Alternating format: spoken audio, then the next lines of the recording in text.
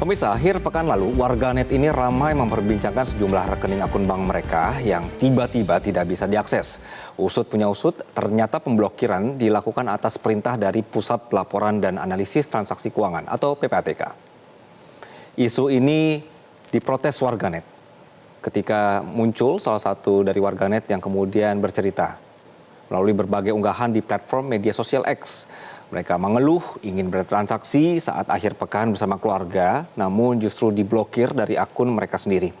Ketika dicek, pemblokiran dilakukan atas perintah PPATK. Dan jika mereka ingin mengembalikan aksesnya, mereka harus mengajukan permohonan ke PPATK. Salah satunya melalui email PPATK, namun sayangnya saat itu banyak yang mengaku gagal untuk membuat permohonan karena email penerima juga sudah penuh. Kejadian ini pun menjadi sorotan, meski diklaim dana di rekening yang diblokir akan tetap aman.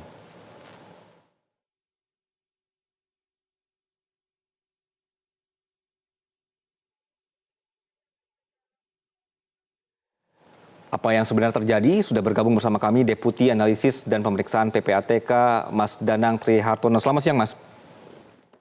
Selamat siang, Mas Anggi.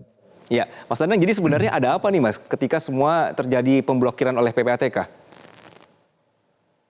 Baik, jadi perlu kami sampaikan bahwa yang kami hentikan transaksinya adalah sebenarnya rekening dorman. Rekening dorman ini adalah rekening yang dalam periode tertentu tidak ada transaksinya. Nah, data kami adalah berdasarkan data dari perbankan tentu saja mengenai rekening dorman tersebut. Apabila ada nasabah yang ternyata rekeningnya bukan dorman dan itu dihentikan, tentu itu bisa langsung direaktivasi oleh nasabah tersebut dalam waktu yang singkat ya. Artinya tidak perlu waktu lama, cukup menghubungi call center, maka rekening itu akan aktif kembali dan bisa langsung digunakan tanpa ada apa istilahnya pengurangan dana sedikit pun. Oke. Nah, sebenarnya kenapa kami menghentikan rekening dorman? Gitu ya? Nah, kami sinyalir bahwa terdapat beberapa pola-pola penggunaan rekening dorman untuk menampung harta dari tindak pidana. Demikian, Mas. Oke, Mas Danang, bagaimana kami tahu sebagai nasabah itu akun kami ini masuk dorman atau tidak, Mas? Jadi apabila tidak ada transaksi debit atau kredit dalam jangka waktu 3 bulan atau 6 bulan lebih itu dikategorikan dorman. Nah, itu kriteria dormannya itu antar satu bank dengan bank yang lain itu berbeda-beda. Oke. Sehingga intinya adalah tidak ada transaksi sedikit pun dalam jangka waktu relatif panjang gitu ya, Mas. Itu yang dikategorikan adalah rekening dorman. Gitu, Mas. Oke, jadi kalau dorman ini meskipun ada saldo di dalamnya, ada duit kita di sana dan tidak ada transaksi, itu termasuk dorman juga, Mas Danang? Iya, betul. Jadi ada Tidak, masih kosong berarti saldonya ya? yang jelas tidak ada transaksinya lah. Gitu. Tapi Oke. tetap ada saldonya. Itu dorman. Oke, Mas, biasanya bagaimana modus akun-akun yang kemudian diduga dorman ini yang biasa dilakukan oleh para oknum untuk melakukan kejahatan, misalnya untuk tadi seperti Mas bilang bisa saja judi online dan lain-lain gitu? Ya, jadi begini. Berdasarkan analisis dan pemeriksaan, ini kami ketahui bahwa terjadi masif jual beli rekening. Ya. Nah, jual beli rekening ini digunakan oleh pelaku tindak pidana, baik itu untuk deposit perjudian online, baik itu untuk menampung dana penipuan, dana peretasan, lalu dana narkotika, bahkan dana dari tindak pidana korupsi. Itu sudah menggunakan rekening orang lain. Nah, beberapa kasus yang kami analisis itu ada yang menggunakan rekening dorman. Nah, rekening dorman ini digunakan oleh pelaku untuk menampung dalam waktu singkat, habis itu dipindahkan lagi. Nah, rekening dorman ini diambil dari mana? Itu bisa dari istilahnya dulu dia membeli dari nasabah, lalu digunakan, setelah itu dia menggunakan rekening lain, balik ke sini lagi. Nah, itu dorman seperti itu. Ada juga dorman yang dalam tanda kutip di di di apa istilahnya disupport dari oknum lah, oknum ataupun dia dari peretas sehingga rekening dorman itu dapat diambil atau digunakan oleh pelaku tindak pidana. Nah, inilah yang kami ikhtiarkan untuk melindungi nasabah dan tentu integritas sistem keuangan agar rekening-rekening dorman itu betul-betul apa milik nasabah sebenarnya gitu. Sehingga nanti dengan kami hentikan maka akan memaksa perbankan menotifikasi nasabah bahwa rekening tersebut dihentikan. Sehingga impact-nya adalah nasabah akan melakukan apa istilah reaktivasi dengan melakukan CDD ulang. Apakah transaksi di dalam rekening itu sesuai dengan profil dari nasabah sebenarnya, atau memang sebenarnya rekening yang itu sudah bukan milik dia, bukan dikuasai oleh dia lagi. Intinya Oke, adalah seperti itu. Mas Danang, apakah dari masing-masing bank ini sebenarnya mereka sendiri tidak bisa mendeteksi akun-akun dorman ini, sehingga harus PPATK yang turun tangan begitu, Mas?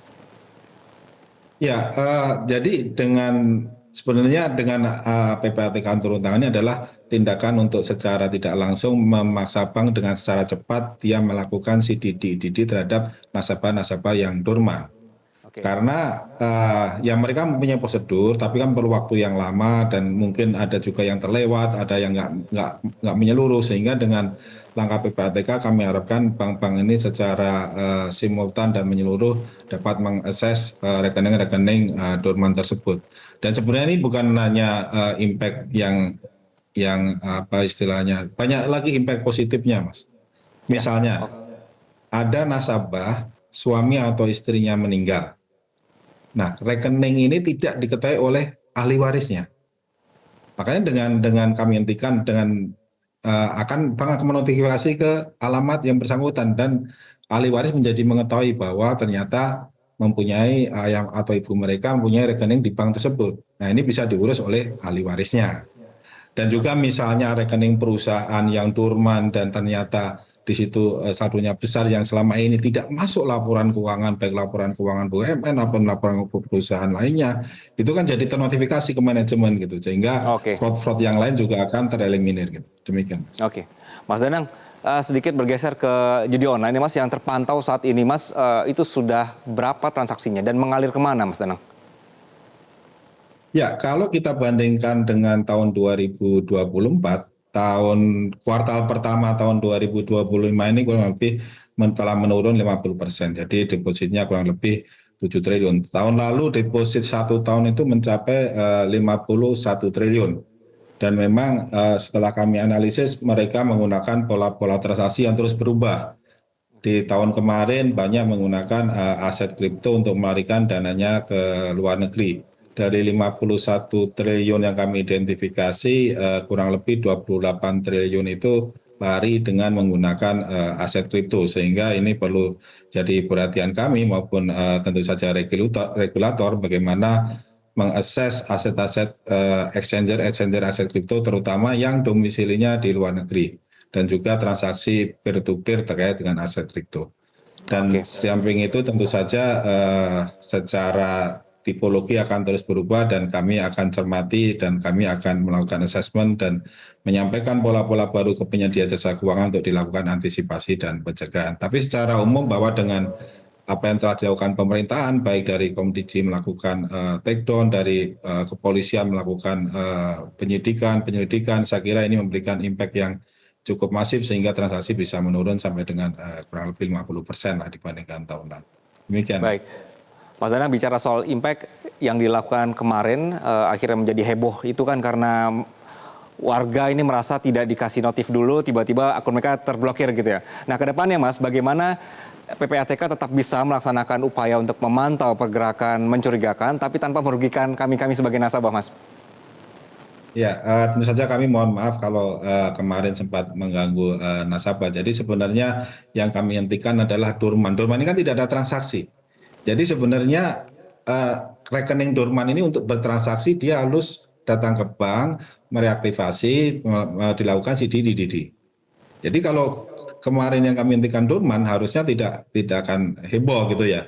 Namun mungkin ada istilahnya assessment dari perbankan yang mengkategorikan dorman tapi sebenarnya itu bukan dorman, itu yang membuat nasabah tidak bertransaksi, harusnya tidak bisa bertransaksi, harusnya itu tidak kami hentikan gitu. Dan kami tentu saja perbankan dan kami PPATK mohon maaf kepada nasabah apabila terjadi hal tersebut. Tapi intinya bahwa kalaupun itu terjadi dapat diaktifasi dengan prosedur yang sangat singkat dan itu kita kami sampaikan ke perbankan dan kedepannya perbankan tentu akan lebih berhati-hati mengakses mana benar-benar rekening yang dorman tersebut yang sesuai dengan harapan PPATK. Saya kira Oke. demikian, Mas. Baik, Deputi Analisis dan Pemeriksaan PPATK Danang Trihartono, terima kasih Mas atas penjelasannya di Metro Siang. Jelajahi cara baru mendapatkan informasi. Download Metro TV Extend sekarang.